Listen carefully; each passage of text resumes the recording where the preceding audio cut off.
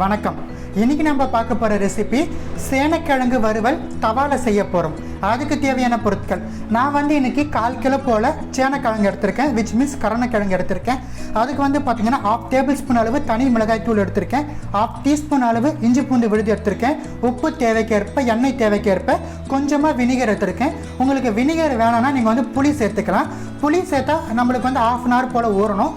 Vinegar சேர்த்தா 10 to 5 minutes நம்ம ஊறினாலே போதும். ஸோ வாங்க நம்ம இப்போ ப்ராசஸ் பார்க்கலாம். ஸோ நம்ம எடுத்திருக்க சேனைக்கிழங்கை பாருங்கள், ஒரு ஷேப்பாக கட் பண்ணி எடுத்துருக்கேன், தின்னாவும் கட் பண்ணி எடுத்து வச்சுருக்கேன். இதில் சேனைக்கு தேவையான சால்ட் ஆட் பண்ணிக்கலாம், இஞ்சி பூண்டு விழுது ஆட் பண்ணிடலாம், தனி மிளகாய் தூள் எடுத்து வச்சுருக்கோம் இல்லையா ஆட் பண்ணலாம். நல்லா கலந்து விட்டுடலாம் கையை வச்சுட்டு.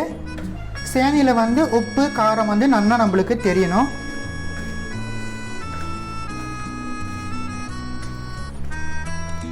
இப்போ நம்ம எடுத்து வச்ச வினிகர் ஆட் பண்ணலாம். வினிகர் ஆப்ஷனல் தான், உங்களுக்கு வினிகர் வேணும்னா நீங்கள் புளி தண்ணி சேர்த்துக்கலாம். ஸோ வினிகர் சேர்த்துட்டு நம்ம நல்லா கரட்டி விட்டுடலாம்.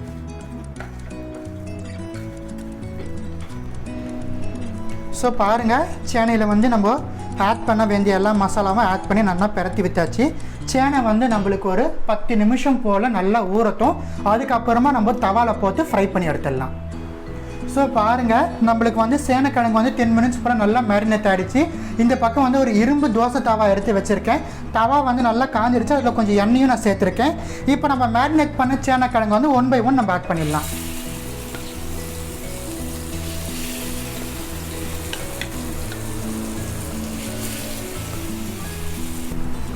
ஸோ நான் வச்சுட்டு இருந்த எல்லா சேனைக்கிழங்குமே ஆட் பண்ணிட்டேன். இப்போ இதுக்கு மேலே நம்ம கொஞ்சமாக எண்ணெய் ஆட் பண்ணிக்கலாம் ஓரங்களில். சேனை நம்மளுக்கு ஒரு பக்கம் நல்லா வேகணும். ஸோ நம்ம லோ ஃப்ளேம் வச்சுட்டு வேக வைக்கலாம். ஹை ஃப்ளேம் வச்சுன்னா நம்மளுக்கு சீக்கிரமாக கருகி போயிடும், சேனை நம்மளுக்கு வேகாது. ஸோ லோ ஃப்ளேம் வச்சுட்டு சேனை ஓரளவுக்கு கொஞ்சம் பிளாக்கிஷ் கலருக்கு வர மாதிரி நம்ம கொஞ்சம் ஒரு பக்கம் நல்லா வறுத்து எடுக்கலாம். அதுக்கப்புறமா நம்ம திருப்பி போகலாம், சேனை நல்லா வேகட்டும்.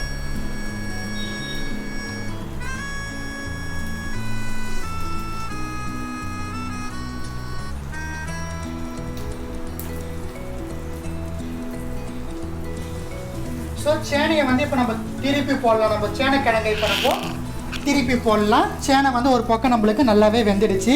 இப்போ நம்ம திருப்பி போட்டுடலாம். இது ஒரு 3 times போல் இந்த ப்ராசஸ் நம்ம ரிப்பீட் பண்ணணும். அப்போ தான் நம்மளுக்கு சேனை நல்லா வேகும்.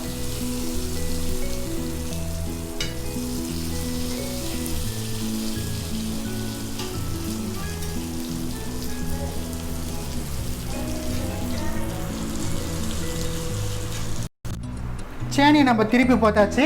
இந்த கருணக்கிழங்கு நம்மளுக்கு இந்த பக்கம் நல்லா வேகட்டும். இதுவும் லோ ஃப்ளேமில் வைக்கலாம். இதே இப்போ நம்ம ஒரு 2 times இந்த ப்ராசஸ் நம்ம ரிப்பீட் பண்ணோம்னா 2 பக்கமும் நம்மளுக்கு நல்ல கிறிஸ்பியாக டேஸ்டியான கருணக்கிழங்கு இல்லைன்னா சேனைக்கிழங்கு நம்மளுக்கு தயாராகிடும். ஸோ பாருங்கள், சேனைக்கிழங்கை நம்ம 2 to 3 times போல் திருப்பி போட்டு நல்லா வேக வச்சு எடுத்துட்டேன். நல்லா வெந்துடுச்சு. இப்போ இதை நம்ம எடுத்துடலாம். பாருங்கள், ரொம்ப கலக்கலாக தவாலே நம்ம சேனைக்கிழங்கு ஃப்ரை செஞ்சு காமிச்சிருக்கேன். மறக்காமல் இந்த ரெசிபி உங்கள் வீட்டில் ட்ரை பண்ணி பார்த்து எப்படி இருந்துன்னு கமெண்ட் செக்ஷனில் தெரிவிச்சிடுங்க. நன்றி, வணக்கம்.